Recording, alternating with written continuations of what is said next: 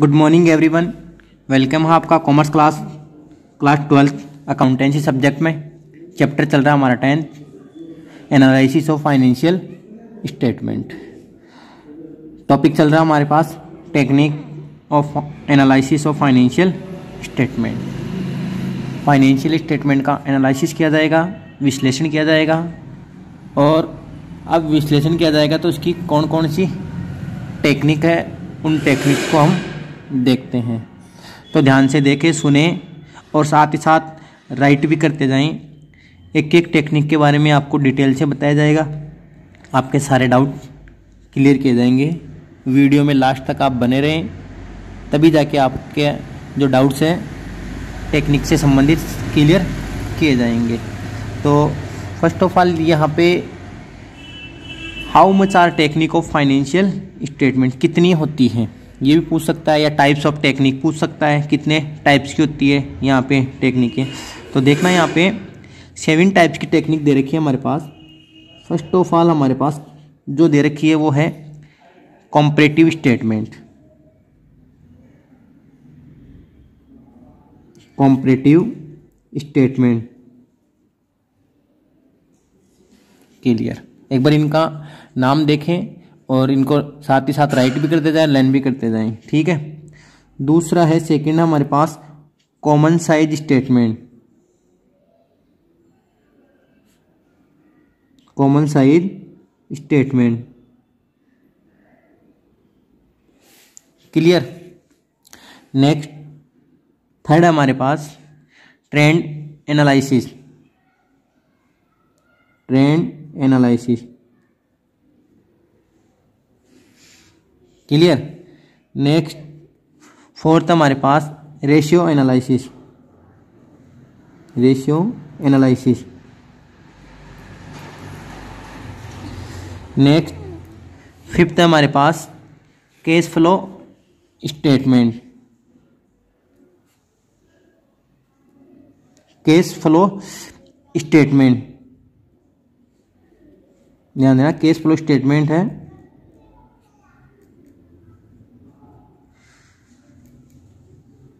Clear. Sixth हमारे पास fund flow statement. Fund flow statement.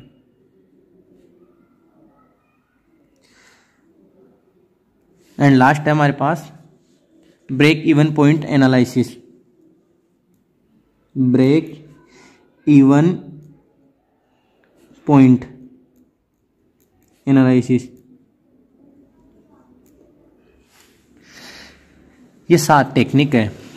तो first of all in 7 techniques को आप थोड़ा इनका जो नेम है वो याद रखें, क्योंकि ये शॉर्ट टाइप के क्वेश्चन में पूछी जाती है और इस बार पूछी जाने की संभावना है, प्रोसेस है। क्योंकि जो बड़े क्वेश्चन आ रहे हैं थ्योरेटिकल में वो इस बार आने के कम चांस है, और छोटे क्वेश्चन जो हैं 1 लाइन 2 लाइन के जो भी होते हैं उन क्वेश्चन को ज़्यादा पुटअप किया जाएगा। क्लियर।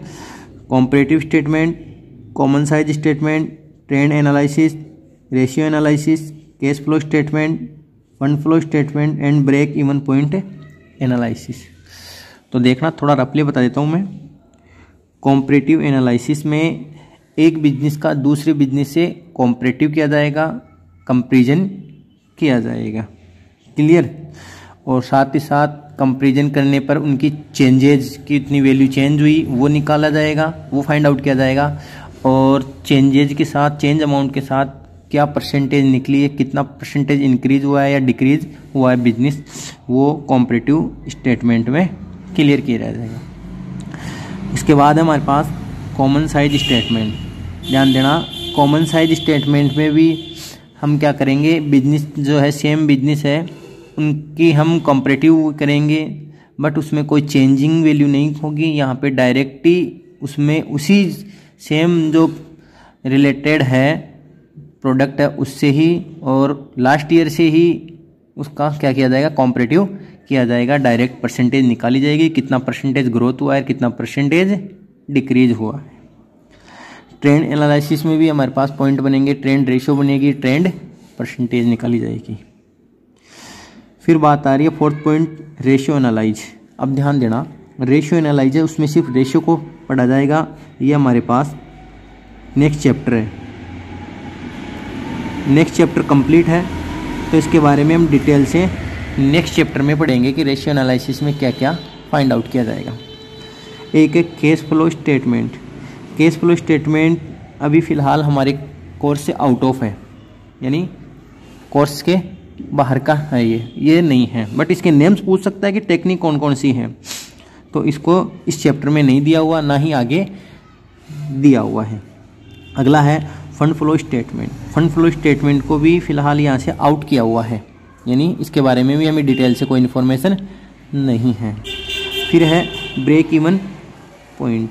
ब्रेक इवन पॉइंट भी सेम ही है, इसमें भी हमारे पास यहाँ पे कोई स्टेटमेंट या कोई अदर इन्फॉर्मेशन नहीं है, यानी ये भी आउट ऑफ चैप्टर है, इस चैप्टर से बाहर के हैं। क्लियर? तो ध्यान देना, cash flow statement, fund flow statement ये है ना, इनको यहाँ पे स्टडी नहीं करना अपने को सिर्फ 4 पॉइंट करने हैं यहाँ पे, और चारों पॉइंट में जो स्टार्टिंग है 3rd पॉइंट है, तीनों पॉइंट है, तीनों पॉइंटों को इस चैप्टर में यहाँ अपने को पढ़ने को मिलेगा। क्लियर? तो अब बात चलती है, ध्यान देना, कॉम्परेटिव स्टेटमेंट को, कि कॉम्परेटिव स्टेटमेंट है क्या। पहले इसको डिटेल से उसकी डेफिनेशन देखते हैं कि है क्या चीज़ ये। तो ध्यान देना, कॉम्परेटिव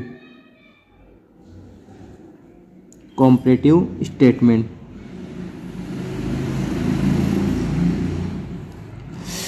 देखना कॉम्परेटिव स्टेटमेंट की क्या क्या डेफिनेशन है, क्या बोला गया है कॉम्परेटिव स्टेटमेंट के लिए।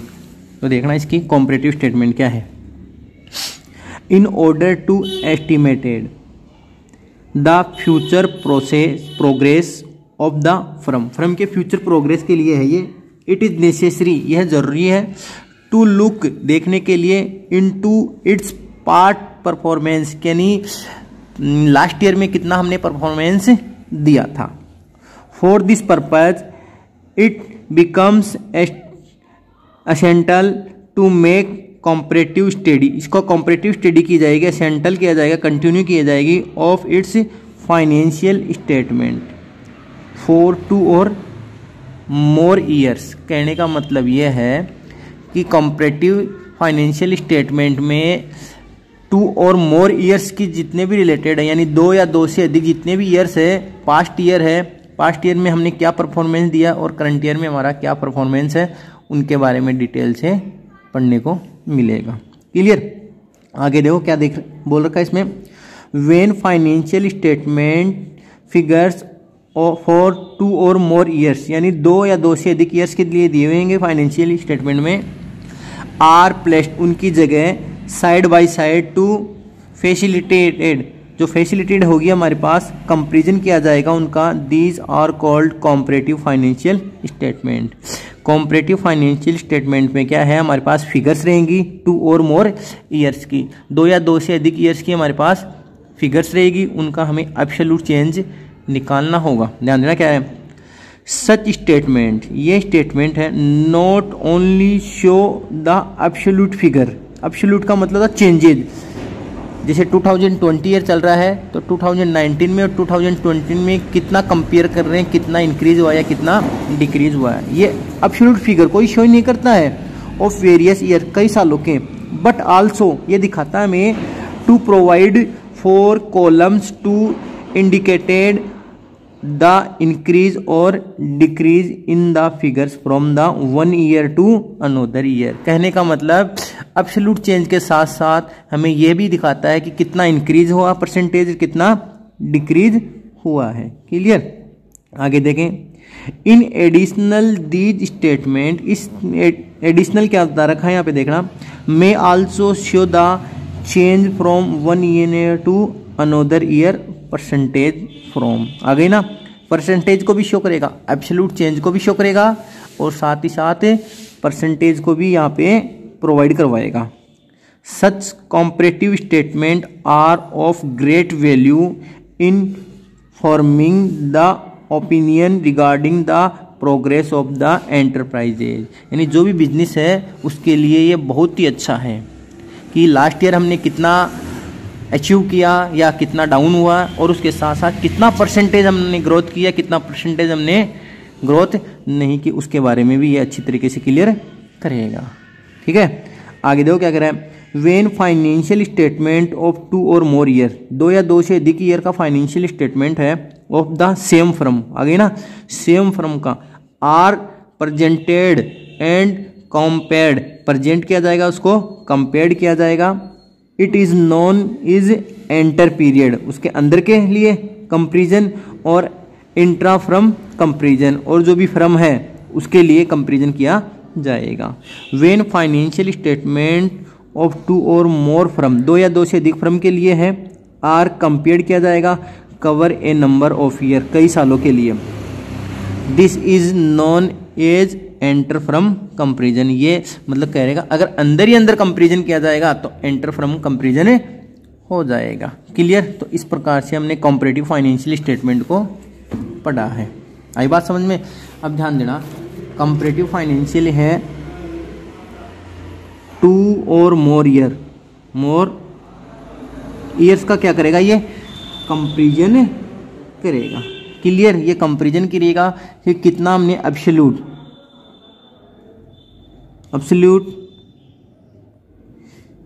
चेंज हुआ है, और साथ ही साथ हमें ये भी शो करेगा कि हमारी परसेंटेज प्लस में आ रही है या माइनस में आ रही है। तो ये दोनों करेगा, कंपैरेटिव स्टेटमेंट दोनों चीज़ों को शो करेगा। ध्यान देना, एक तो एब्सोल्यूट चेंज को कि एब्सोल्यूट कितना फिगर है, एब्सोल्यूट फिगर को चेक करेगा। जैसे फॉर एग्जांपल ध्यान देना, समझने की बात है कि हमारे पास ये मान लो कैपिटल, ठीक है, कैपिटल हमारे पास 2019 लास्ट ईयर था, 2020 करंट ईयर है। कैपिटल हमारे पास ये पे 80,000, ये है 90,000। क्लियर, और साथ ही साथ डिवेंचर दे रखा हमारे पास 60,000 एंड 40,000। क्लियर, तो ध्यान देना एब्सोल्यूट चेंज में, एब्सोल्यूट चेंज जो हो रहा है, पहले तो कैपिटल थी 80,000, फिर कितनी होगी 90,000, यानी प्लस में कितना हो गया हमारे पास 10,000। क्लियर, प्लस में 10,000। अब डिवेंचर 2019 में थे 60,000 के और 2020 में 40,000 के, यानी डिक्रीज हो गया, माइनस में कितना गया हमारे पास से 20,000। तो ये बोला जाएगा इसको एब्सोल्यूट, अब एब्सोल्यूट बोला जाएगा। क्लियर, चेंज हुआ, एब्सोल्यूट हुआ, फिगर हुआ, और यहाँ पे क्या फाइंड आउट की जाएगी, इसकी कैपिटल फाइंड आउट की जाएगी। तो हमने यहाँ पे ये दो चीज़ सोल्व करने को मिलेगी। ध्यान देना, कॉम्परेटिव स्टेटमेंट 2 और मोर ईयर्स जो भी फर्म है उनका कंपेरिजन करता है, शो किसको करता है, एब्सोल्यूट फिगर को शो करता है, और साथ ही साथ परसेंटेज को भी शो करता है। क्लियर, अब देखते हैं इसमें कौन कौन सी दो चीज़ें या कौन कौन से जो अकाउंट है यहाँ पे प्रिपेयर किए जाएंगे। ध्यान देना, यहाँ पे जो अकाउंट प्रिपेयर किए जाएंगे, अकाउंट जो प्रिपेयर किए जाएंगे, फर्स्ट ऑफ ऑल है हमारे पास balance sheet, balance sheet prepare की जाएगी। Clear, first of all balance sheet prepare की जाएगी, और उसके बाद में प्रिपेयर किया जाएगा इनकम स्टेटमेंट, इनकम स्टेटमेंट या प्रॉफिट एंड लॉस या statement of profit and loss, statement of profit and loss. ध्यान से देखना, एक तो हमें बैलेंस शीट यहाँ पे प्रिपेयर की जाएगी और एक इनकम स्टेटमेंट या statement of profit and loss clear किया जाएगा। अब बैलेंस शीट का नाम आते ही आपके माइंड में ये हो रहा होगा कि बैलेंस शीट हम कौन सी बैलेंस शीट प्रिपेयर करने की, कि जो हमने पार्टनरशिप में बैलेंस शीट पढ़ी थी उस बैलेंस शीट को यहाँ पे प्रिपेयर करने के लिए बोल रहा है। ध्यान देना, यहाँ पे जो बैलेंस शीट होगी, क्लियर, हम जो बैलेंस शीट कर रहे हैं, जो पार्टनरशिप में जो बैलेंस शीट की थी हमने, वो बैलेंस शीट यहाँ पे प्रिपेयर नहीं करनी है, यहाँ पे दूसरी बैलेंस शीट प्रिपेयर करनी है। यहाँ पे हम जो बैलेंस शीट पढ़ेंगे वो ध्यान देना, हमने पार्टनरशिप में जो बैलेंस शीट पढ़ी थी वो थोड़ी अलग है, और जो कंपनी में जो बैलेंस शीट पढ़ेंगे हम वो अलग है। क्लियर, एक कंपनी का चैप्टर पढ़ा था हमने शेयर्स और डिबेंचर से रिलेटेड, शेयर एंड डिबेंचर से रिलेटेड एक पार्टनर कंपनी का चैप्टर पढ़ा था, उसमें बैलेंस शीट थी। अगर आपने वहाँ पे बैलेंस शीट को नहीं पढ़ा है तो इस चैप्टर में हम यहाँ पे आपको जो हॉरिजेंटल बैलेंस शीट है उसका फॉर्मेट आपको क्लियर करेंगे। ठीक है, तो ध्यान देना, यहाँ पे account balance sheet and income statement या statement of profit and loss prepare किया जाएगा। दोनों का फॉर्मेट अलग है और दोनों में से फर्स्ट ऑफ ऑल कल हम बैलेंस शीट का जो फॉर्मेट है उस बैलेंस शीट को अच्छी तरीके से पढ़ेंगे। तब तक आप ये जो आज तक इतने वीडियो बनाए हैं फाइनेंशियल स्टेटमेंट्स का जो एनालाइज किया है उन वीडियोस को देखें, रिपीट करें बार बार, और इसके बाद में यहाँ से आपका प्रैक्टिकल पोर्शन स्टार्ट होता है। क्लियर?